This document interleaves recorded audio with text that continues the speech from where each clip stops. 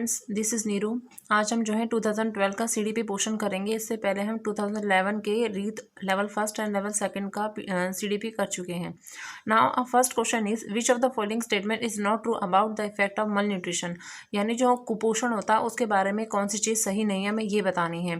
English और हिंदी दोनों को लेके हम चलेंगे। फर्स्ट है it affects the brain cells in the later year of life, यानी जीवन के बाद के वर्षों में यह मस्तिष्क की कोशिकाओं को प्रभावित करता है। बी है it affects the child learning ability, यानी ये बालकों को सीखने की योग्यता जो होती है उसको प्रभावित करता है।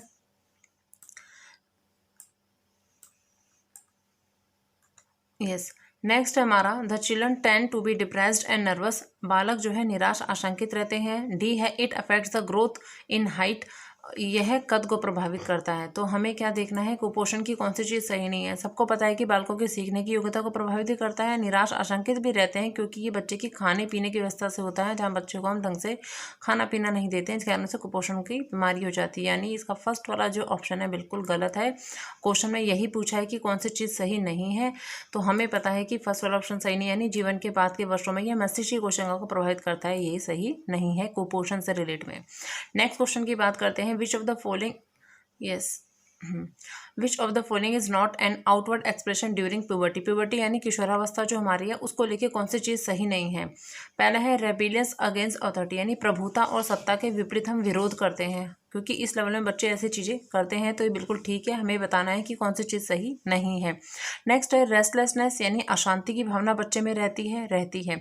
नेक्स्ट है एसेशन ऑफ इंडिपेंडेंस, आत्मनिर्भरता के प्रति आग्रही होता है। हाँ, बच्चा इस टाइम पे होता है। नेक्स्ट है D prefer sedentary play to the active play, यानी सक्रिय खेलों के स्थान बैठे रहकर खेलना अधिक पसंद करता है। तो ये छोटा बच्चा कर सकता है या उससे थोड़ा सा बड़ा, बट किशोर अवस्था का बच्चा ऐसी हरकतें नहीं करता है। तो इसके लिए हमारा ये ऑप्शन बिल्कुल ठीक है, यानी डी वाला। नेक्स्ट हम बात करेंगे क्वेश्चन नंबर 3 की which of the following statement is not in agreement with the development of the middle school children, यानी the social behaviour is increasingly influenced by peer group norms, यानी जो middle school स्तर के विद्यार्थी होते हैं उनके विकास से सहमति नहीं रखता है। इनमें से कौन सा ऑप्शन आपका फर्स्ट है the school behaviour is increasingly influence by peer group norms, यानी सामाजिक व्यवहार त्रोतर समव्यस्त समूह के आदर्शों से प्रभावित होता है। सेकेंड है most children do not grow rapidly during this period, इस अवस्था के बच्चे जो हैं तीव्र गति से वृद्धि नहीं करते हैं। सी है self efficacy becomes an important influence on intellectual and social behaviour, यानी बौद्धिक एवं सामाजिक व्यवहार पर स्वनिर्भरता जो होती है का महत्वपूर्ण प्रभाव होता है। डी है most of the students are typically self centred, अधिकांश विद्यार्थी विशेष रूप से स्व केंद्रित हो जाते हैं। और आपको बताना है कि मिडिल स्कूल के बच्चे जो हैं उनमें ऐसी क्या चीज़ें होती हैं जो उन्हें प्रभावित करती हैं। देखिए, अब हम सबको ही पता है कि इसमें जो सेकंड वाला ऑप्शन हमें गिवन है, ये वाला कि इस अवस्था के बालक जो हैं तीव्र गति से वृद्धि नहीं करते हैं, ठीक है। यानी हम सबको पता है कि बच्चे जो हैं अवस्था में, हर एक अवस्था में थोड़ी थोड़ी वृद्धि करते हैं, बट ये जो हमारी अवस्था होती है मिडिल स्कूल वाली, इसी अवस्था में बच्चे सबसे ज़्यादा वृद्धि करते हैं हमारे। बट इसमें गिवन है हमारा कि इस अवस्था में बच्चे वृद्धि नहीं करते हैं। तो जो इसमें पूछा था कौन सी ऐसी जो इसमें सेंटेंसेस है, कौन सा ऐसा सेंटेंस है जो इसको प्रेफर करता है कि ये चीज़ जो है सहमति नहीं करते हैं, तो ये वाला ऑप्शन सही है। बिल्कुल इस अवस्था में अधिकांश बालक तीव्र गति से वृद्धि नहीं कर पाते हैं। चलते हैं क्वेश्चन नंबर 4 की तरफ। फोर्थ क्वेश्चन है which of the following statement is correct about the relationship of learning and maturation, ठीक है। लर्निंग एंड मैच्योरेशन से रिलेटेड हमें बतानी है कौन सी चीज़ हमारी बिल्कुल सही है, इसमें सही वाली चीज़ बतानी है हमें। फर्स्ट है where human development is due maturation alone individual would be reduced to a minimum, यानी यह यदि मानव विकास केवल परिपक्वता से होता है तो मनुष्य केवल निम्नतम तक ही सीमित रह जाता है। नेक्स्ट है with the limitations of heredity potentials children can develop beyond a certain limits, यानी वंशानुक्रम जो है संभाव्य क्षमता की सीमा के कारण बालक एक निश्चित सीमा से आगे तक विकसित हो सकते हैं।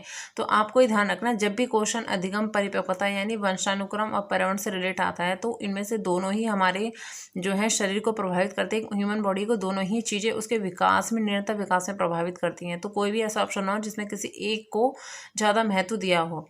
ठीक है, तो अब जो थर्ड ऑप्शन है वो कहता है कि with increase effort childrens can learn even when they are not developmentally ready to learn, यानी बालक विकास की दृष्टि से जब सीखने के लिए तैयार नहीं है तब भी वे अधिक प्रयास के द्वारा सीख सकता है। ये बिल्कुल ही हमारा सही नहीं है। नेक्स्ट है हमारा childrens innate capacities must be encourage to develop without consideration of time. तो ये भी गलत है। तो हमारा जो अधिगम और परिपक्वता से रिलेटेड कौन सा कथन हमारा सही है, हमारा ऑप्शन नंबर फर्स्ट, यानी मानव जो होता है, यदि मानव केवल परिपक्वता से होता है, अगर हम परिपक्वता को तो ध्यान देंगे उसकी, तो सिर्फ उसका केवल क्या होगा, वह केवल निम्नतम अंत तक ही सीमित रह पाएगा, क्योंकि इसके लिए हमें दोनों चीज़ें चाहिए, हमारी मेच्योरिटी भी चाहिए और लर्निंग दोनों चाहिए। तो इसमें नेक्स्ट वाला जो ऑप्शन था हमारा वंशानुक्रम संभाव्य क्षमता की सीमा के कारण बालक एक निश्चित सीमा से आगे तक विकसित हो सकता है, ऐसा नहीं होता, क्योंकि वंशानुक्रम के साथ साथ वातावरण भी हमारे विकास में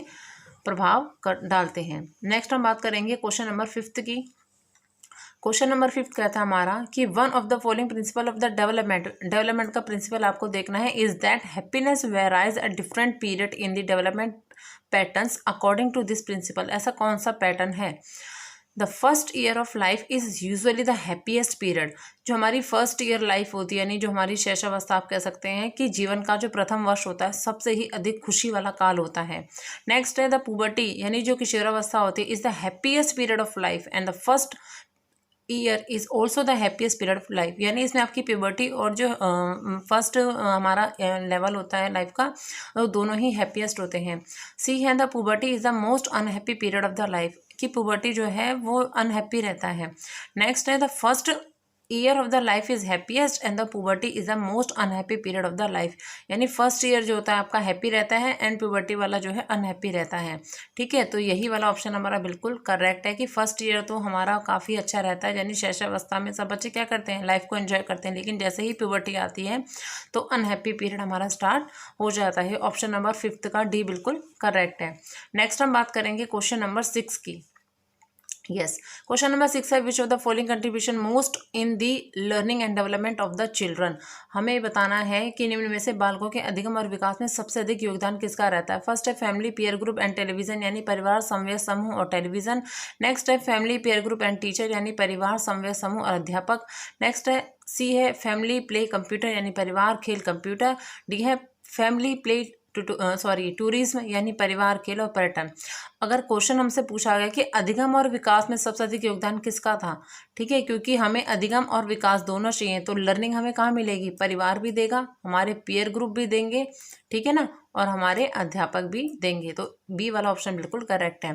नेक्स्ट हम बात करेंगे क्वेश्चन नंबर 7 की। यस, क्वेश्चन नंबर 7 है to which of the following statement should a teacher agree. ऐसी कौन सी चीज़ है जिसके लिए टीचर को एग्री हो जाना चाहिए। इंस्ट्रिक्ट motivations occur when learner do something to experience external satisfying result. क्या एक्सटर्नल चीज़ों के लिए हो जाना चाहिए जब बच्चा बिल्कुल एक्सटर्नल चीज़ों के लिए सेटिस्फाई है। Extreme motivations occurs when learners do something to earn external rewards. क्या उसे एक्सटर्नल मोटिवेशंस जो उसके अंदर आती हैं उसके लिए होना चाहिए। नेक्स्ट है external rewards leads to permanent behaviour change. जो एक्सटर्नल रिवॉर्ड्स हैं उसके परमानेंट बिहेवियर को चेंज कर देते हैं।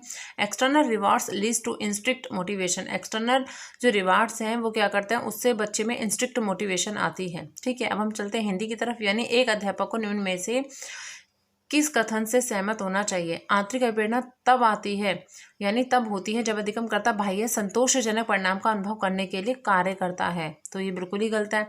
बाह्य प्रेरणा तब होती है जब अधिगमकर्ता बाह्य पुरस्कार को प्राप्त करने के लिए कार्य करता है। बिल्कुल ठीक है।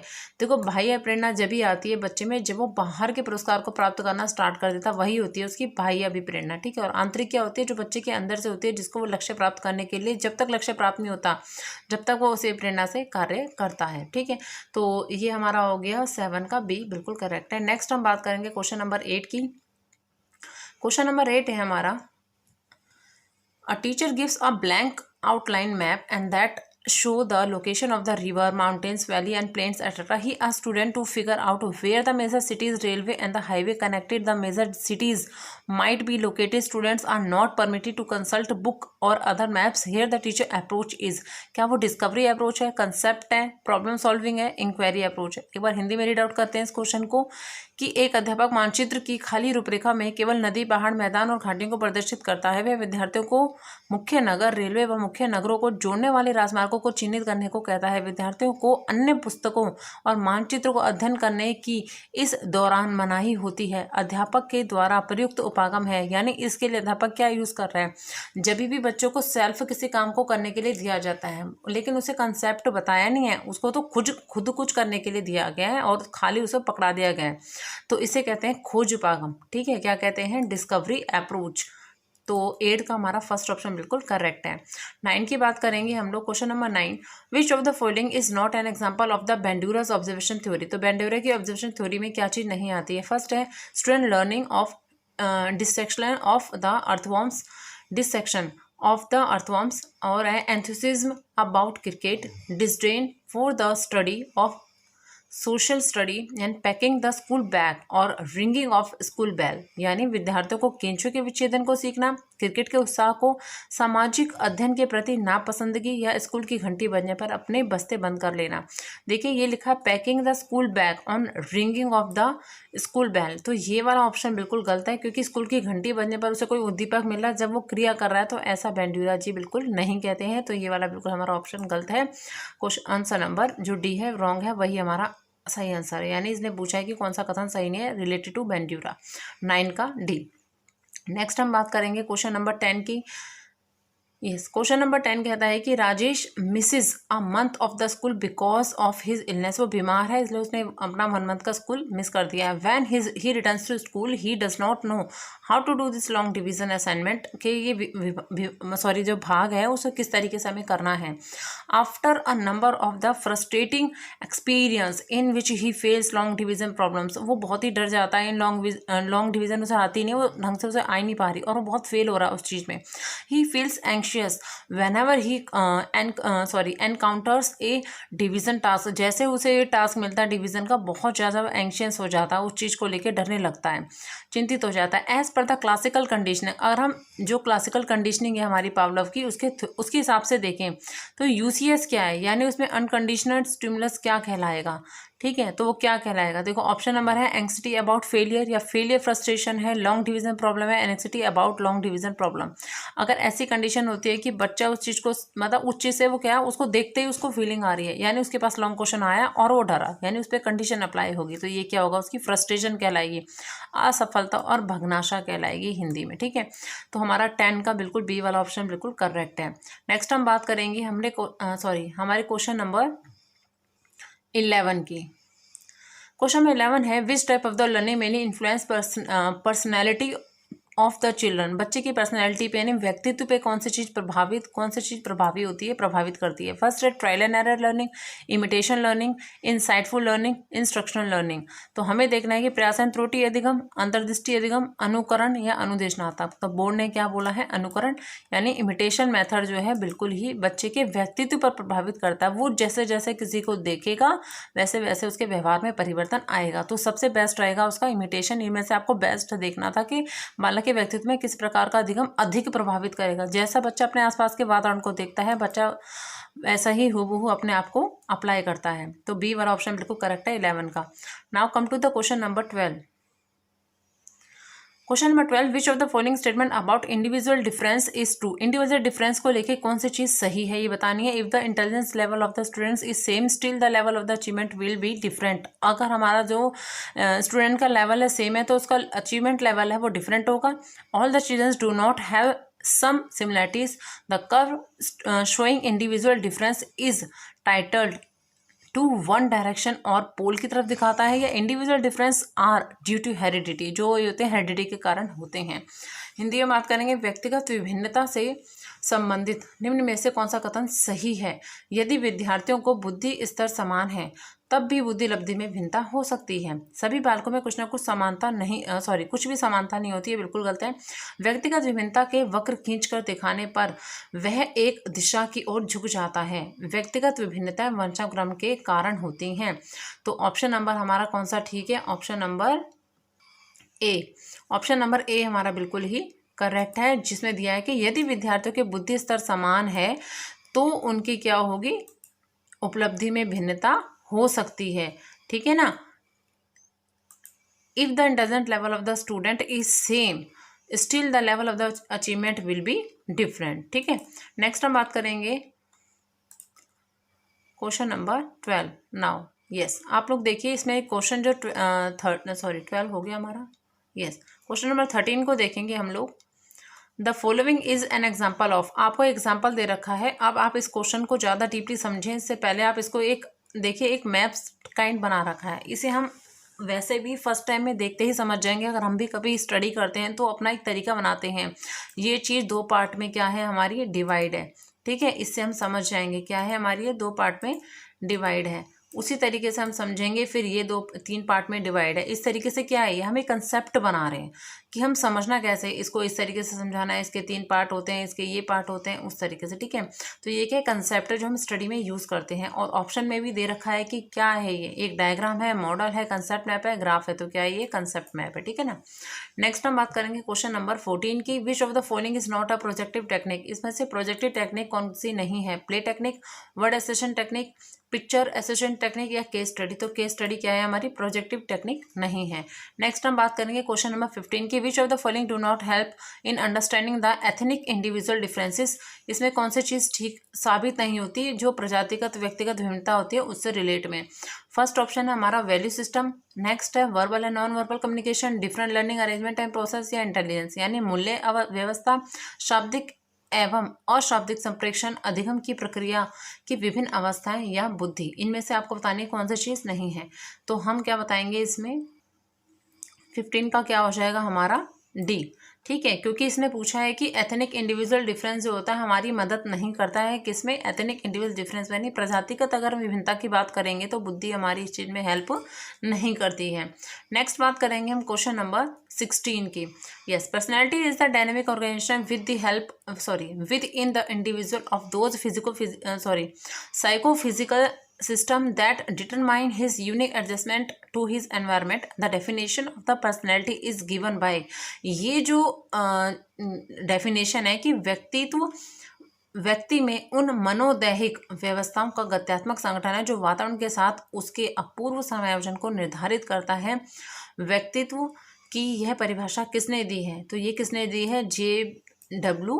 ऑलपोर्ट ने। ठीक है, नेक्स्ट हम बात करेंगे क्वेश्चन नंबर 17 की। 17 बात करते हैं question number 17। The intelligent of the children is generally tested by, intelligent जो इंटेलिजेंसी टेस्ट है वो किसके थ्रू किया जा सकता है? नॉन वर्बल होता है, वर्बल होता है, non verbal individual intelligence test होता है, या वर्बल इंडिविजुअल इंटेलिजेंट टेस्ट। आपको इसमें क्वेश्चन पूछा गया है कि प्राय बालकों की बुद्धि का मापन किया जाता है किसके द्वारा किया जाता है? अवाचिक समूह बुद्धि परीक्षण के द्वारा, वाचिक समूह बुद्धि के द्वारा, अवाचिक व्यक्तिगत बुद्धि परीक्षण, यस, अवाचिक व्यक्तिगत बुद्धि परीक्षण के द्वारा, या वाचिक व्यक्तिगत बुद्धि परीक्षण के द्वारा। ठीक है, तो इसमें क्या होगा? Non verbal individual intelligent test है जो हमारे लिए उपयोगी रहता है, यानी अवाचिक व्यक्तिगत बुद्धि परीक्षण के द्वारा। नेक्स्ट हम बात करेंगे क्वेश्चन नंबर 18 की। Yes, question number 18।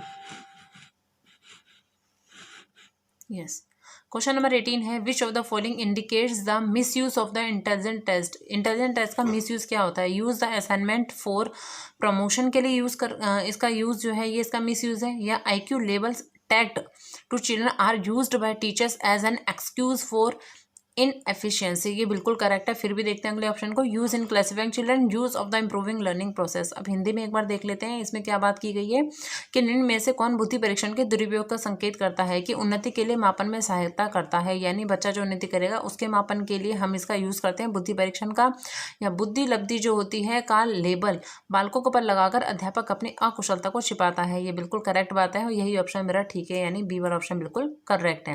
नेक्स्ट हम बात करेंगे क्वेश्चन नंबर 19 की, which of the following is not a characteristics of backward children, के लिए कौन सी चीज सही नहीं है। The educational attainment falls below the level of their natural abilities, या they are unable to keep pace with the normal school work, fall far behind other childrens of his age, या पोसेस लो इंटेलिजेंट। किसकी बात करता है ये? अपनी प्रकृति प्रदत्त योग्यता से कम स्तर की शैक्षिक उपलब्धि का प्रदर्शन करना, सामान्य विद्यालय कार्य के साथ वे गति नहीं रख पाते, अपनी आयु के बालकों से काफ़ी पिछड़ जाते हैं, या कम बुद्धि रखते हैं। हमें क्या बताना है? पिछड़े हुए बालकों की विशेषता नहीं है। ठीक है, हमें क्या बताना है कि पिछड़े हुए बालक की तो जो पिछड़े हुए बालक होते हैं वो क्या करते हैं? कम बुद्धि के। अगर हमें बताना है कि विशेषता नहीं है तो ऐसा जरूर नहीं है कि पिछड़े वाला क्या हो, कम बुद्धि रखते हो, ये बिल्कुल भी ज़रूरी नहीं है। नेक्स्ट हम बात करेंगे क्वेश्चन नंबर 20 की। क्वेश्चन नंबर 20 बात करता है कि विच of the following is an direct method of the adjustment, यानी कौन सा तरीका प्रत्यक्ष समायोजन का है? प्रोजेक्शन, रिप्रेशन, रिग्रेशन, या सबमिशन ऑफ द गोल। इसमें से कौन सी चीज़ है जो हमारे यानी डायरेक्ट मेथड है? समायोजन का कौन सा मेथड है? हमें ये चीज़ बता। अगर हम अपने लक्ष्यों का यानी सबमिशन ऑफ गोल, अगर हमें लक्ष्यों का अपना प्रस्थापन कर देते हैं तो क्या होता है हमारा? वो प्रत्यक्ष समायोजन कहलाता है। क्या कहलाता है? समायोजन। समायोजन का मतलब ही क्या होता है? हम किसी एडजस्टमेंट यानी तब हम अपने लक्ष्यों का क्या कर देते हैं? प्रतिस्थापन। नेक्स्ट हम बात करेंगे क्वेश्चन नंबर 21 की।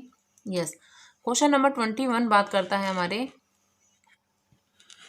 Question number 21, separate classes and enrichment progress can be used for the education, यानी पृथक कक्षा और संवर्धन कार्यक्रम का प्रयोग शिक्षा के लिए किया जाता है। गिफ्टेड चिल्ड्रन के लिए, लो अचीवर के लिए, गिफ्टेड एंड लो अचीवर, या नन ऑफ दिस। तो अगर हम सेपरेट क्लासेस लेते हैं तो हम कभी भी एक वीक बच्चा होता है उसके लिए लेते तो हैं। अगर हम कहें इसमें क्वेश्चन है कि जो प्रतिभा ऑप्शन के हिसाब से देखना पड़ता है, निम्न शैक्षिक उपलब्धि वाले बालक जो होते हैं उनके लिए हम क्या नाम है सबके साथ मिलकर पढ़ाते हैं ताकि वो सीख सकें। लेकिन अगर प्रतिभाशाली बच्चों की बात करें तो उनके लिए सेपरेट क्लास और एनरिचमेंट प्रोग्राम्स का यूज़ हम अधिकतर करते हैं। तो ये गिफ्टेड चिल्ड्रन वाला ऑप्शन हमारा बिल्कुल ठीक है, यानी प्रतिभाशाली बालकों के लिए हम पृथक कक्षा और संवर्धन कार्यक्रम का यूज़ करते हैं। नेक्स्ट हम बात करेंगे क्वेश्चन नंबर 22। क्वेश्चन नंबर 22 बात करता है हमारी क्वेश्चन नंबर 22 है, match the following and select the correct answer in the table. यानी फर्स्ट है, fantasy can be classified as a defence mechanism. First option है हमारा fantasy can be classified as a defence mechanism. Next है, defence mechanism protects individual forms, या sublimations can be classified as a defence mechanism. Defence mechanism में काफ़ी questions आ रखे हैं 2011 वाले paper में भी। Compensations can be classified as a defence mechanism. Denial है, एस्केप है, सब्स्टिट्यूशन एंड एनेक्सिटी है। ठीक है, नेक्स्ट हम हिंदी में इसकी बात कर लेते हैं कि मन तरंग को एक रक्षा तंत्र के रूप में वर्गीकृत कर सकते हैं। रक्षा तंत्र व्यक्ति का बचाव करता है, या उदात्तीकरण को रक्षा तंत्र के रूप में वर्गीकृत किया जा सकता है। क्षतिपूर्ति को रक्षात्मक तंत्र के रूप में वर्गीकृत किया जा सकता है। आपको पहले ये पता करना है कि जो मैकेनिज्म मैंने आपको बताया कि डिफेंस मैकेनिज्म होता क्या है। रक्षा तंत्र मैंने आपको इससे पहले वाली वीडियो में बताया था कि अगर हमारे माइंड में बहुत सारी टेंशन हो जाती है तो उसके लिए एक रक्षा तंत्र हमारे माइंड में रहता है जो कि रिलीफ वाली हमें सहायता देता है। ठीक है, तो वो आपको ध्यान रखना है। तो इसमें जब अगर आप क्वेश्चन नंबर इसको देखेंगे, यानी जो हमारा फर्स्ट वाला ऑप्शन है मन तरंग वाला जो है रक्षा तंत्र वर्गीकृत करता है, तो उसके लिए हमारा ऑप्शन नंबर 2 यानी पलायन क्या करते हैं हम लोग वहाँ से उस जगह से। क्वेश्चन आपका 2011 में भी आया था, अगर बच्चा जो है भागता उस स्थिति से फिर वो अपने आप को रिलैक्स प्राप्त कर लेता है जब उसे बहुत ज़्यादा टेंशन होती है, तो ये कहता है हमारा पलायन। इंग्लिश में से हम एस्केप कहते हैं। वहाँ से आप देख सकते हैं कि फर्स्ट ऑप्शन में 2 मिलना चाहिए। तो जो हमारा किस में है, हमारा ऑप्शन नंबर सी में है। तो हमारा ऑप्शन नंबर सी बिल्कुल करेक्ट है। इसको एक बार मैच कर लेते हैं। यस, अब इसमें अगला है, रक्षा तंत्र व्यक्ति का बचाव करता है, यानी बचाव करता है किस चीज़ से? चिंता से। ठीक है, ये आपको हमेशा ध्यान रखना है। ये वाला ऑप्शन बिल्कुल सेम आया हुआ था 2011 में। उदात्तीकरण को रक्षा तंत्र के रूप में वर्गीकृत किया जा सकता है, इसके लिए ऑप्शन नकारना यानी नहीं है। उसके बाद है क्षतिपूर्ति को रक्षात्मक तंत्र के रूप में वर्गीकृत किया जा सकता है यानी नकारना, इसमें प्रतिस्थापन का कोई रोल नहीं है। तो ऑप्शन नंबर 2433 ही इसके आंसर है। नेक्स्ट हम बात करेंगे क्वेश्चन नंबर 23। यस 23 क्वेश्चन बात करता है हमारा, students with academic difficulties face difficulty of, उन्हें किस चीज़ की डिफिकल्टी का सामना करना पड़ता है, मल फंक्शंस ऑफ द ईयर और एसोसिएटेड नर्व्स, यानी उसके बाद है एबनॉर्मलिटीज इन स्पोकन लैंग्वेज या reduced mental alertness, deficit in practical and social intelligent, यानी शैक्षिक समस्या से ग्रस्त बालकों को किन समस्याओं का सामना करना पड़ता है। कान वाव से जुड़ी समस्याओं से कोई रिलेट नहीं है, भाषा में बोलने में असमानता का होना या मानसिक सक्रियता का कम होना, व्यवहारिक और सामाजिक बुद्धि में कमी का होना। ऑप्शन नंबर अगर हम बी की बात करते हैं, यानी भाषा में क्या करना, हमें भाषा के बोलने में असमानता का होना जो है वह शैक्षिक समस्या से ग्रस्त बालकों की समस्या का सामना करना पड़ता है। तो वो भाषा के बोलने की समस्या हो सकती है, उनमें असमानताएं हो सकती हैं, लेकिन ये ऑप्शंस बाकी सभी बच्चों में कॉमनली पाए जाते हैं। ठीक है, नेक्स्ट हम बात करेंगे विच ऑफ द फॉलोइंग, यानी question number 24, which of the following is a processing deficiency in the students with learning disability. ठीक है, अधिकम निरोगता वाले बालकों के प्रकरण संबंधी निम्न में से किस प्रकार की कमी पाई जाती है उस बच्चे में, remembering the information, involving number, poor sense of time and directions, या frequent hyperactive behaviour, little muscles control, reduced mental alertness. तो रिमेंबरिंग जो प्रॉब्लम होती है बच्चों को याद करने वाली, वो वाली जो है डिसेबिलिटी में पाई जाती है। ठीक है, नेक्स्ट हम बात करेंगे, ये 24 का फर्स्ट वाला ऑप्शन बिल्कुल करेक्ट है। हिंदी में देख लो, संख्या संबंधी सूचनाओं को याद करने में, समय, दिशा आदि की समझ को प्राप्त करने में बच्चे को प्रॉब्लम होती है। मांसपेशियों की जो अधिगम से रिलेटेड ये चीज़ें फिजिकल हैं और ये चीज़ क्या है उसके पढ़ने से रिलेट करती हैं, तो ये वाली प्रॉब्लम उसकी अधिगम निरोगता कहलाएगी। नेक्स्ट हम बात करेंगे question number 25, the purpose of the formative evolution. Formative मैंने आपको पहले वाली वीडियो में बताया था कि ये फीडबैक देता है बच्चे को। ठीक है, अब ऑप्शन देख लो, monitor progress and plan, remedial instructions, know the understanding of the student, know the teachers objective and are fulfilled, या असाइन ग्रेड्स को देना। तो प्रगति पर गौर करना और उपचारात्मक अनुदेशन की योजना बनाना, क्या होता है ये हमारा, यही हमारा कहलाता है फॉर्मेटिव इवोल्यूशन, यानी मोनिटर करना प्रोग्रेस को और प्लान करना रेमेडियल इंस्ट्रक्शंस को। ठीक है, नेक्स्ट हम बात करेंगे question number 26, which of the following steps of research makes research and action research. तो एक्शन रिसर्च से रिलेटेड भी काफ़ी क्वेश्चंस आते हैं, formulation hypothesis, action programme evaluation, generalisation, rigid research design. उपकल्पना को निर्माण करना, प्रोग्राम को क्रियान्वयन एवं अंतिम मूल्यांकन, सामान्यकरण, शोध आकल्प का परिवर्तन या कठोर जो है होना। कौन सा बिल्कुल सही है अगर हम बात करते हैं किसकी, क्रियात्मक अनुसंधान की। ठीक है, तो हमारा सामान्यकरण जो है बिल्कुल करेक्ट है। जनरलाइजेशन जो है क्रियात्मक अनुसंधान के शोध का एक चरण है। नेक्स्ट हम बात करेंगे question number 27, which of the following problem is not suitable for action research. के लिए कौन सी चीज़ सही नहीं है, informing hand writing with favourite student in Hindi, studying of the effect by using return phrase of 7th grade students behavior as a compared to a verbal praise, efficacy of computer aided instructions over traditional method, use of the atlas globe in the learning of geography। यानी कौन सी समस्या क्रियात्मक अनुसंधान के लिए उपयुक्त नहीं है। हिंदी में 5वीं कक्षा के विद्यार्थियों को लेख में सुधार करना,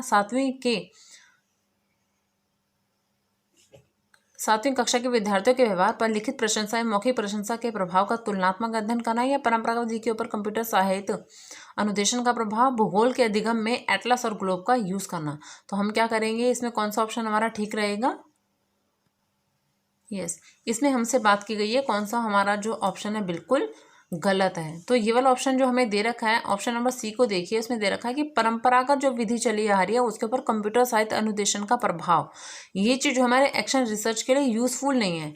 ठीक है, इसने बोला कौन सी चीज़ यूजफुल नहीं है, तो हमें बताना जो पहले से जो विधि परंपरागत जैसे ट्रेडिशनल मेथड आप कह सकते हैं, किसका कंप्यूटर एडेड इंस्ट्रक्शन, वो चीज़ यूजफुल है, तो ये हमारे लिए यूजफुल नहीं है। ठीक है, ये हमें ध्यान रखना है एक्शन रिसर्च के अंदर। उसके बाद नेक्स्ट हम बात करेंगे question number 28, which of the following is not addressed in the right of children to free and compulsory education 2009। इसके लिए आपसे पूछा है कि कौन सी चीज़ बताई नहीं गई है, नॉट एड्रेस्ड। फर्स्ट है providing training facility for children दी गई है, ensuring admission to the children in mid grants, या डिसाइडिंग द एकेडमिक कैलेंडर, या इवोल्यूशन आफ्टर 14 ईयर्स, यानी एजुकेशन आफ्टर 14 ईयर्स, 14 साल के बाद शिक्षा देना, ये बिल्कुल ही गलत है। 6 to 14 तक एजुकेशन है, बाद वाली नहीं बात की गई है।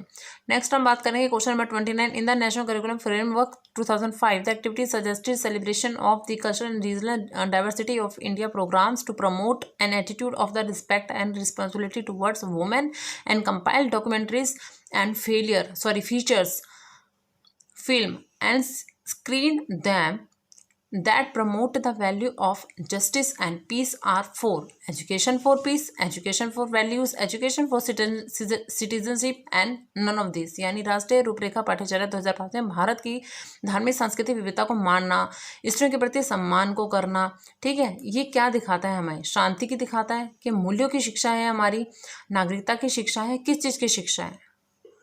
यस तो आपने इससे पहले भी जो क्वेश्चन 2011 में किया था तो ये किससे रिलेट थी? हमारी एजुकेशन ऑफ पीस, क्योंकि यहाँ शांति बनाए रखने पर विचार किया गया है। यहाँ पे दिखा है पीस आर 4, तो क्या है हमारी ये एजुकेशन फॉर पीस। ठीक है, नेक्स्ट हम बात करेंगे, ये फिर मैचिंग वाला क्वेश्चन है, लास्ट हमारा है कि yes match of the following.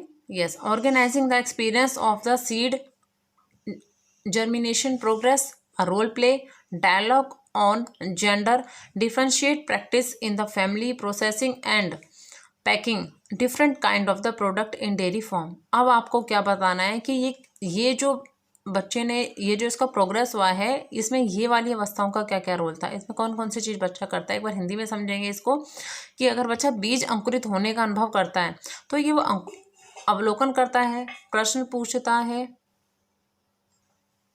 Yes अगर बीज अंकुरित होने का अनुभव प्रदान करना यानी अवलोकन करना, प्रश्न पूछना, भाग लेना, विचार मनन करना, ये क्या चीज़ है? अगर हम बात करें बीज को अंकुरित होने का प्रभाव क्या होता है, बच्चा क्या एनालाइज कर रहा है, किसी भी चीज़ को क्या कर रहा है, एनालाइज करना। आपको ये ध्यान रखना, अगर बच्चा खुद किसी भी चीज़ का अनुभव करता है तो वो एनालाइज में ही आएगा, चाहे वो ऑप्शन आपका 2 बार हो। और रीत में ज़्यादातर एक ऑप्शन जो है 2 बार आ रखा है। इससे पहले वाला क्वेश्चन आप देख चुके हैं। अगर भूमिका निर्वाह रोल प्ले कर रहा है तो क्या करता है, वो उसमें उस चीज़ में भाग ले रहा है। ठीक है, क्या ले रहा है, भाग ले रहा है। तो आप देखो एल में 1 होना चाहिए, एल का 1 ये रहा। और नेक्स्ट आपका एन का बन जाता है, सॉरी एम का बनता है 3, तो एम का 3 ये वाला। ठीक है, फर्स्ट और 3, तो फर्स्ट तो किसी में नहीं है, इसी में है, तो हमारा क्वेश्चन आंसर नंबर क्या होगा हमारा फर्स्ट। एक बार इसके ऑप्शंस को आप प्लीज़ एक बार चेक कर लीजिए दोबारा। ठीक है, अब हम बात करते हैं कि परिवार में लैंगिक विभेदीकरण की क्रिया या अभ्यास का वार्तालाप कर रहा है, क्या कर रहा है, वो प्रैक्टिस कर रहा है। तो प्रैक्टिस करके बच्चा क्या करेगा, विचार करेगा, मनन करेगा, क्योंकि उस काम में वो इन्वॉल्व है, तो क्या वो सोच समझ के उस काम को करेगा। अगर वो किसी चीज़ को कर रहा है तो क्या करेगा, उसके बाद उसे सोचेगा। दूधशाला है एक, उसमें विभिन्न दूध के उत्पादों की प्रक्रिया में कर लगाना और डिब्बा बंद करने में वो क्या कर रहा है, खुद उस काम को कर रहा है, तो करके क्या करेगा, वो एनालाइज करेगा। इसलिए इसका क्या होगा, ए, यानी ऑप्शन नंबर ए बिल्कुल करेक्ट है। ठीक है, इससे आपकी प्रैक्टिस बहुत ही अच्छी होगी। प्लीज़ इस चैनल को सब्सक्राइब करें, लाइक करें, ठीक है, और अपने फ्रेंड्स के साथ शेयर करें, अपनी प्रैक्टिस को बनाए रखें। Thank you. यस, अवाचिक व्यक्तिगत बुद्धि परीक्षण के द्वारा या वाचिक व्यक्तिगत बुद्धि परीक्षण के द्वारा। ठीक है, तो इसमें क्या होगा, non verbal individual intelligence test है जो हमारे लिए उपयोगी रहता है, यानी अवाचिक व्यक्तिगत बुद्धि परीक्षण के द्वारा। नेक्स्ट हम बात करेंगे क्वेश्चन नंबर 18 की। Yes, question number 18। Yes, question number 18 है, which of the following indicates the misuse of the intelligent test. Intelligent test का मिस यूज क्या होता है, use the assignment for promotion के लिए यूज कर, इसका यूज जो है ये इसका मिस यूज है, या IQ levels tagged to children are used by teachers as an excuse for inefficiency. ये बिल्कुल करेक्ट है। फिर भी देखते हैं अगले ऑप्शन को, use in classifying children, use of the improving learning process. अब हिंदी में एक बार देख लेते हैं, इसमें क्या बात की गई है कि निम्न में से कौन बुद्धि परीक्षण के दुरुपयोग का संकेत करता है कि उन्नति के लिए मापन में सहायता करता है, यानी बच्चा जो उन्नति करेगा उसके मापन के लिए हम इसका यूज करते हैं बुद्धि परीक्षण का। या बुद्धि लब्धि जो होती है का लेबल बालकों के ऊपर लगाकर अध्यापक अपनी अकुशलता को छिपाता है। ये बिल्कुल करेक्ट बात है और यही ऑप्शन मेरा ठीक है, यानी बी वाला ऑप्शन बिल्कुल करेक्ट है। नेक्स्ट हम बात करेंगे क्वेश्चन नंबर 19 की, which of the following is not a characteristics of backward children के लिए कौन सी चीज़ सही नहीं है? The educational attainment falls below the level of their natural abilities, या they are unable to keep pace with the normal school work, fall far behind other childrens of his age, या पोसेस लो इंटेलिजेंट। किसकी बात करता है ये? अपनी प्रकृति प्रदत्त योग्यता से कम स्तर की शैक्षिक उपलब्धि का प्रदर्शन करना, सामान्य विद्यालय कार्य के साथ वे गति नहीं रख पाते, अपनी आयु के बालकों से काफ़ी पिछड़ जाते हैं या कम बुद्धि रखते हैं। हमें क्या बताना है? पिछड़े हुए बालकों की विशेषता नहीं है। ठीक है, हमें क्या बताना है कि पिछड़े हुए बालक की, तो जो पिछड़े हुए बालक होते हैं वो क्या करते हैं? कम बुद्धि के। अगर हमें बताना है कि विशेषता नहीं है तो ऐसा जरूर नहीं है कि पिछड़े वाला क्या हो, कम बुद्धि रखते हो, ये बिल्कुल भी ज़रूरी नहीं है। नेक्स्ट हम बात करेंगे क्वेश्चन नंबर 20 की। क्वेश्चन नंबर 20 बात करता है कि विच of the following is an direct method of the adjustment, यानी कौन सा तरीका प्रत्यक्ष समायोजन का है? प्रोजेक्शन, रिप्रेशन, रिग्रेशन या सबमिशन ऑफ द गोल। इसमें से कौन सी चीज़ है जो हमारे यानी डायरेक्ट मेथड है? समायोजन का कौन सा मेथड है? हमें ये चीज़ बता। अगर हम अपने लक्ष्यों का यानी सबमिशन ऑफ गोल, अगर हमें लक्ष्यों का अपना प्रतिस्थापन कर देते हैं तो क्या होता है हमारा? वो प्रत्यक्ष समायोजन कहलाता है। क्या कहलाता है? समायोजन। समायोजन का मतलब ही क्या होता है? हम किसी एडजस्टमेंट यानी तब हम अपने लक्ष्यों का क्या कर देते हैं? प्रतिस्थापन। नेक्स्ट हम बात करेंगे क्वेश्चन नंबर 21 की। यस, क्वेश्चन नंबर 21 बात करता है हमारे Yes. Question number 21. Separate classes and enrichment programs can be used for the education, यानी पृथक कक्षा और संवर्धन कार्यक्रम का प्रयोग शिक्षा के लिए किया जाता है। गिफ्टेड चिल्ड्रन के लिए, लो अचीवर के लिए, गिफ्टेड एंड लो अचीवर, या नन ऑफ दिस। तो अगर हम सेपरेट क्लासेस लेते हैं तो हम कभी भी एक वीक बच्चा होता है उसके लिए लेते तो हैं। अगर हम कहें इसमें क्वेश्चन है कि जो प्रतिभा ऑप्शन के हिसाब से देखना पड़ता है। निम्न शैक्षिक उपलब्धि वाले बालक जो होते हैं उनके लिए हम क्या नाम है सबके साथ मिलकर पढ़ाते हैं ताकि वो सीख सकें। लेकिन अगर प्रतिभाशाली बच्चों की बात करें तो उनके लिए सेपरेट क्लास और एनरिचमेंट प्रोग्राम्स का यूज़ हम अधिकतर करते हैं। तो ये गिफ्टेड चिल्ड्रन वाला ऑप्शन हमारा बिल्कुल ठीक है। नहीं, प्रतिभाशाली बालकों के लिए हम पृथक कक्षा और संवर्धन कार्यक्रम का यूज़ करते हैं। नेक्स्ट हम बात करेंगे क्वेश्चन नंबर 22। क्वेश्चन नंबर 22 बात करता है हमारी क्वेश्चन नंबर 22 है match the following and select the correct answer in the table. यानी फर्स्ट है fantasy can be classified as a defence mechanism. First option है हमारा fantasy can be classified as a defence mechanism. Next है defence mechanism protects individual forms, या sublimations can be classified as a defence mechanism. Defence mechanism में काफ़ी questions आ रखे हैं 2011 वाले paper में भी। Compensations can be classified as a defence mechanism. Denial है, एस्केप है, सब्स्टिट्यूशन एंड एनेक्सिटी है। ठीक है, नेक्स्ट हम हिंदी में इसकी बात कर लेते हैं कि मन तरंग को एक रक्षा तंत्र के रूप में वर्गीकृत कर सकते हैं। रक्षा तंत्र व्यक्ति का बचाव करता है, या उदात्तीकरण को रक्षा तंत्र के रूप में वर्गीकृत किया जा सकता है। क्षतिपूर्ति को रक्षात्मक तंत्र के रूप में वर्गीकृत किया जा सकता है। आपको पहले ये पता करना है कि जो मैकेनिज्म मैंने आपको बताया कि डिफेंस मैकेनिज्म होता क्या है। रक्षा तंत्र मैंने आपको इससे पहले वाली वीडियो में बताया था कि अगर हमारे माइंड में बहुत सारी टेंशन हो जाती है तो उसके लिए एक रक्षा तंत्र हमारे माइंड में रहता है जो कि रिलीफ वाली हमें सहायता देता है। ठीक है, तो वो आपको ध्यान रखना है। तो इसमें जब अगर आप क्वेश्चन नंबर इसको देखेंगे, यानी जो हमारा फर्स्ट वाला ऑप्शन है मन तरंग वाला जो है रक्षा तंत्र वर्गीकृत करता है, तो उसके लिए हमारा ऑप्शन नंबर 2 यानी पलायन क्या करते हैं हम लोग वहाँ से उस जगह से। क्वेश्चन आपका 2011 में भी आया था, अगर बच्चा जो है भागता उस स्थिति से फिर वो अपने आप को रिलैक्स प्राप्त कर लेता है जब उसे बहुत ज़्यादा टेंशन होती है, तो ये कहता है हमारा पलायन। इंग्लिश में से हम एस्केप कहते हैं। वहाँ से आप देख सकते हैं कि फर्स्ट ऑप्शन में 2 मिलना चाहिए, तो जो हमारा किस में है, हमारा ऑप्शन नंबर सी में है। तो हमारा ऑप्शन नंबर सी बिल्कुल करेक्ट है। इसको एक बार मैच कर लेते हैं। यस, अब इसमें अगला है रक्षा तंत्र व्यक्ति का बचाव करता है, यानी बचाव करता है किस चीज़ से? चिंता से। ठीक है, ये आपको हमेशा ध्यान रखना है। ये वाला ऑप्शन बिल्कुल सेम आया हुआ था 2011 में। उदात्तीकरण को रक्षा तंत्र के रूप में वर्गीकृत किया जा सकता है, इसके लिए ऑप्शन नकारना यानी नहीं है। उसके बाद है क्षतिपूर्ति को रक्षात्मक तंत्र के रूप में वर्गीकृत किया जा सकता है, यानी नकारना। इसमें प्रतिस्थापन का कोई रोल नहीं है, तो ऑप्शन नंबर 2, 4, 3, 3 ही इसके आंसर है। नेक्स्ट हम बात करेंगे क्वेश्चन नंबर 23। 23 क्वेश्चन बात करता है हमारा students with academic difficulties face difficulty of. उन्हें किस चीज़ की डिफिकल्टी का सामना करना पड़ता है। मल फंक्शंस ऑफ द ईयर और एसोसिएटेड नर्व्स, यानी उसके बाद है एबनॉर्मलिटीज इन स्पोकन लैंग्वेज या reduced mental alertness, deficit in practical and social intelligent, यानी शैक्षिक समस्या से ग्रस्त बालकों को किन समस्याओं का सामना करना पड़ता है। कान भाव से जुड़ी समस्याओं से कोई रिलेट नहीं है। भाषा में बोलने में असमानता का होना या मानसिक सक्रियता का कम होना, व्यवहारिक और सामाजिक बुद्धि में कमी का होना। ऑप्शन नंबर अगर हम बी की बात करते हैं, यानी भाषा में क्या करना, हमें भाषा के बोलने में असमानता का होना जो है वह शैक्षिक समस्या से ग्रस्त बालकों की समस्या का सामना करना पड़ता है। तो वो भाषा के बोलने की समस्या हो सकती है, उनमें असमानताएं हो सकती हैं, लेकिन ये ऑप्शंस बाकी सभी बच्चों में कॉमनली पाए जाते हैं। ठीक है, नेक्स्ट हम बात करेंगे विच ऑफ द फॉलोइंग, यानी question number 24, which of the following is a processing deficiency in the students with learning disability. ठीक है, अधिकतम निरोगता वाले बालकों के प्रकरण संबंधी निम्न में से किस प्रकार की कमी पाई जाती है उस बच्चे में। Remembering the information, involving number, poor sense of time and directions, या frequent hyperactive behaviour, little muscles control, reduced mental alertness. तो रिमेंबरिंग जो प्रॉब्लम होती है बच्चों को याद करने वाली, वो वाली जो है डिसेबिलिटी में पाई जाती है।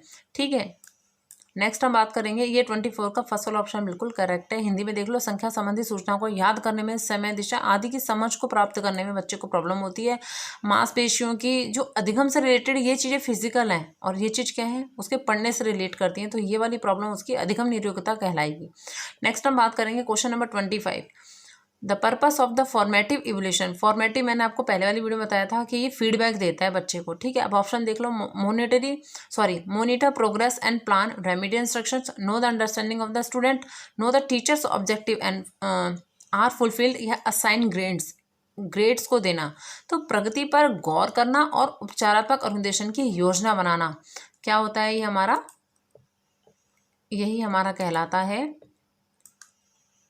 फॉर्मेटिव इवोल्यूशन, यानी मोनिटर करना प्रोग्रेस को और प्लान करना रेमेडियल इंस्ट्रक्शंस को। ठीक है, नेक्स्ट हम बात करेंगे question number 26, which of the following steps of research makes research and action research. तो एक्शन रिसर्च से रिलेटेड भी काफ़ी क्वेश्चंस आते हैं। Formulation hypothesis, action programme evaluation, generalisation, rigid research design. उपकल्पना को निर्माण करना, प्रोग्राम को क्रियान्वयन एवं अंतिम मूल्यांकन, सामान्यकरण, शोध आकल्प का परिवर्तन या कठोर जो है होना। कौन सा बिल्कुल सही है अगर हम बात करते हैं किसकी, क्रियात्मक अनुसंधान की। ठीक है, तो हमारा सामान्यकरण जो है बिल्कुल करेक्ट है। जनरलाइजेशन जो है क्रियात्मक अनुसंधान के शोध का एक चरण है। नेक्स्ट हम बात करेंगे question number 27, which of the following problem is not suitable for action research. के लिए कौन सी चीज़ सही नहीं है। Informing hand writing with favourite student in Hindi, studying of the effect by using return phrase of 7th grade students behavior as a compared to a verbal praise, efficacy of computer aided instructions over traditional method, use of the atlas globe in the learning of geography। यानी कौन सी समस्या क्रियात्मक अनुसंधान के लिए उपयुक्त नहीं है। हिंदी में 5वीं कक्षा के विद्यार्थियों को लेख में सुधार करना, 7वीं कक्षा के विद्यार्थियों के व्यवहार पर लिखित प्रशंसा एवं मौखिक प्रशंसा के प्रभाव का तुलनात्मक अध्ययन करना, या परंपरागत विधि के ऊपर कंप्यूटर साहित्य अनुदेशन का प्रभाव, भूगोल के अधिगम में एटलस और ग्लोब का यूज करना। तो हम क्या करेंगे, इसमें कौन सा ऑप्शन हमारा ठीक रहेगा। यस, इसमें हमसे बात की गई है कौन सा हमारा जो ऑप्शन है बिल्कुल गलत है। तो ये वाला ऑप्शन जो हमें दे रखा है, ऑप्शन नंबर सी को देखिए, इसमें दे रखा है कि परंपरागत जो विधि चली आ रही है उसके ऊपर कंप्यूटर साहित्य अनुदेशन का प्रभाव, ये चीज़ जो हमारे एक्शन रिसर्च के लिए यूजफुल नहीं है। ठीक है, इसने बोला कौन सी चीज़ यूजफुल नहीं है, तो हमें बताना है जो पहले से जो विधि परंपरागत जैसे ट्रेडिशनल मेथड आप कह सकते हैं, किसका कंप्यूटर एडेड इंस्ट्रक्शन, वो चीज़ यूजफुल है, तो ये हमारे यूजफुल नहीं है। ठीक है, ये हमें ध्यान रखना है एक्शन रिसर्च के अंदर। उसके बाद नेक्स्ट हम बात करेंगे question number 28, which of the following is not addressed in the right of children to free and compulsory education 2009।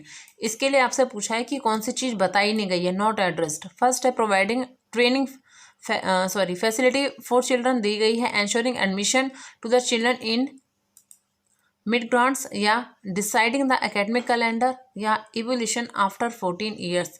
यानी एजुकेशन आफ्टर 14 ईयर्स, 14 साल के बाद शिक्षा देना, ये बिल्कुल ही गलत है। 6 to 14 तक एजुकेशन है, बाद वाली नहीं बात की गई है। नेक्स्ट हम बात करेंगे question number 29। In the national curriculum framework 2005 the activity suggested celebration of the cultural and regional diversity of India programs to promote an attitude of the respect and responsibility towards women and compiled documentaries and features film and screen them that promote the value of justice and peace are 4: education for peace, education for values, education for citizenship and none of these। यानी राष्ट्रीय रूपरेखा पाठ्यचर्या 2005 में भारत की धार्मिक सांस्कृतिक विविधता को मानना, स्त्रियों के प्रति सम्मान को करना, ठीक है, ये क्या दिखाता है हमें? शांति की दिखाता है कि मूल्यों की शिक्षा है, हमारी नागरिकता की शिक्षा है, किस चीज़ की शिक्षा है? यस तो आपने इससे पहले भी जो क्वेश्चन 2011 में किया था तो ये किससे रिलेट थी? हमारी एजुकेशन ऑफ पीस, क्योंकि यहाँ शांति बनाए रखने पर विचार किया गया है। यहाँ पे दिखा है पीस आर 4, तो क्या है हमारी ये? Education for piece. ठीक है, नेक्स्ट हम बात करेंगे, ये फिर मैचिंग वाला क्वेश्चन है, लास्ट हमारा है कि match of the following. Yes, organizing the experience of the seed germination progress, a role play, dialogue on gender, differentiate practice in the family, processing and packing different kind of the product in dairy farm। अब आपको क्या बताना है कि ये जो बच्चे ने ये जो इसका प्रोग्रेस हुआ है इसमें ये वाली अवस्थाओं का क्या क्या रोल था, इसमें कौन कौन सी चीज़ बच्चा करता है। एक बार हिंदी में समझेंगे इसको कि अगर बच्चा बीज अंकुरित होने का अनुभव करता है तो ये वो अवलोकन करता है, प्रश्न पूछता है। यस अगर बीज अंकुरित होने का अनुभव प्रदान करना यानी अवलोकन करना, प्रश्न पूछना, भाग लेना, विचार मनन करना, ये क्या चीज़ है? अगर हम बात करें बीज को अंकुरित होने का प्रभाव क्या होता है, बच्चा क्या एनालाइज कर रहा है, किसी भी चीज़ को क्या कर रहा है? एनालाइज करना। आपको ये ध्यान रखना, अगर बच्चा खुद किसी भी चीज़ का अनुभव करता है तो वो एनालाइज में ही आएगा, चाहे वो ऑप्शन आपका 2 बार हो। और रीत में ज़्यादातर एक ऑप्शन जो है 2 बार आ रखा है। इससे पहले वाला क्वेश्चन आप देख चुके हैं।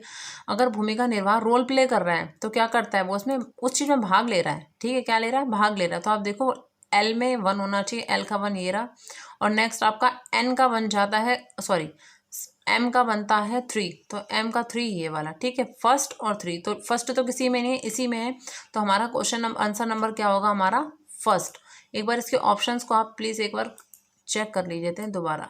ठीक है, अब हम बात करते हैं कि परिवार में लैंग विभेदीकरण की क्रिया या अभ्यास का वार्तालाप कर रहा है। क्या कर रहा है वो? प्रैक्टिस कर रहा है। तो प्रैक्टिस करके बच्चा क्या करेगा?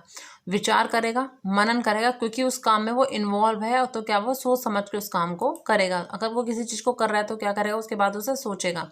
दूधशाला है एक, उसमें विभिन्न दूध के उत्पादों की प्रक्रिया में कर लगाना और डिब्बा बंद करने में वो क्या कर रहा है? खुद उस काम को कर रहा है, तो करके क्या करेगा? वो एनालाइज करेगा। इसलिए इसका क्या होगा? ए, यानी ऑप्शन नंबर ए बिल्कुल करेक्ट है। ठीक है, इससे आपकी प्रैक्टिस बहुत ही अच्छी होगी। प्लीज़ इस चैनल को सब्सक्राइब करें, लाइक करें, ठीक है, और अपने फ्रेंड्स के साथ शेयर करें, अपनी प्रैक्टिस को बनाए रखें। Thank you.